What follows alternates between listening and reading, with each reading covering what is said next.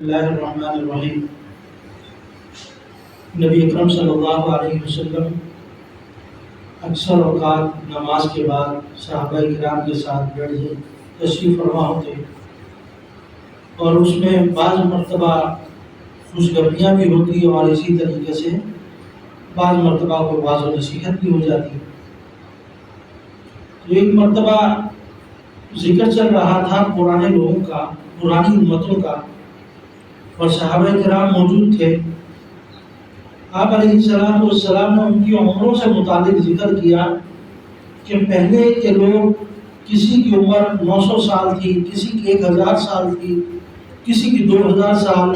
اس طرح عمریں ہوا کرتی تھی ان کی، اور وہ اللہ کی عبادت بھی کیا کرتے تھے۔ تو جب یہ عمریں اور اس طریقے سے صحابہ نے جب سنا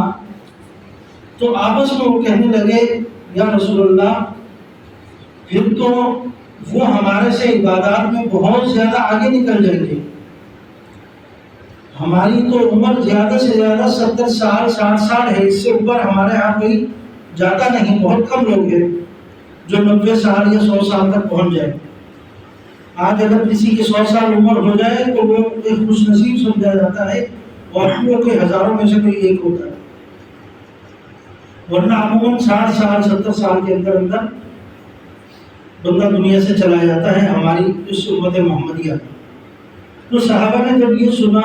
تو ان کے دل میں آیا یا رسول اللہ، وہ تو بہت زیادہ عبادتیں کرتے ہوں گے، وہ اللہ کے بہت مقبول لوگ ہوں گے، ہم تو ان کے قریب نہیں پہنچ سکتے۔ تو آپ علیہ السلام نے سورہ قدر جو آج وتر میں پڑھی، اِنَّا أَنزَلْنَاهُ فِي لَيْلَةِ الْقَدْرِ وَمَا أَدْرَاكَ مَا لَيْلَةُ الْقَدْرِ لَيْلَةُ الْقَدْرِ خَيْرٌ مِنَ أَلْفِ شَهْرٍ، کہ لیلۃ القدر ایک ایسی رات ہے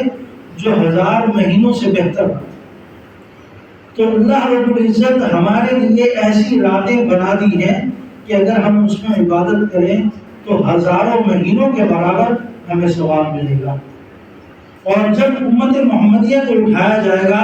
تو ان کی ہوگی عمر تو 60 سال، لیکن عبادتیں یہ لے کر آئے ہوں گے، کوئی 1000 سال کی عبادت لے کر آ رہا ہے، کوئی 2000 سال کی عبادت لے کر آ رہا ہے، کیونکہ اللہ رب العزت نے ان کو ایسی راتیں دے دی،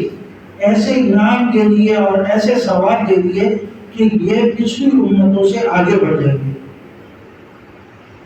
تو لیلۃ القدر یہ عموماً رمضان المبارک میں آتی ہے، اور زیادہ تر کہا جاتا ہے کہ یہ آخری عشرے میں ہوتی ہے، لیکن کوئی بعید نہیں ہے کہ یہ رات دوسرے عشرے میں بھی آ جائے اور پہلے عشرے میں بھی آ جائے۔ تو عموماً کوشش یہ کرنی چاہیے کہ طاق راتوں میں اس کو تلاش کیا جائے، اور اگر روزانہ کا معمول بنا لیا جائے کہ تہجد کا بھی اہتمام ہو جائے، مختصر ذکر اذکار کا بھی اہتمام ہو جائے، اور قرآن پاک پڑھنے کا بھی اہتمام ہو جائے، تو اس طرح جس رات یا جس دن لیلۃ القدر ہوگی اسی دن آپ بھی اس میں شامل ہو جائیں گے۔ تو برابری کے ساتھ کنسسٹنسی جس کو کہا جاتا ہے کہ متواتر ایک کام روزانہ کی بنیاد پر کرے، کوئی تھوڑا بہت صدقہ بھی دے دیا کرے، اسی طرح ایک معمول بنا لے کہ تھوڑی تھوڑی ساری عبادتیں مجھے کرنی ہیں۔ تو جس دن لیلۃ القدر ہوگی اس دن بھی آپ عبادت میں شامل ہوں گے، اور آپ بھی انہی لوگوں میں شامل ہو جائیں گے جن کو 1000 راتوں کے برابر یا 1000 مہینوں کے برابر اللہ رب العزت اور اس رات کا ثواب عطا کرے۔ اللہ تعالیٰ ہمیں بھی لیلۃ القدر اور اس طرح کی جتنی راتیں ہیں ان کو تلاش کرنے والا بنائے، اور ان میں عبادت کرنے والا بنائے۔ اللہ تعالیٰ ہماری عبادت کو قبول کرے۔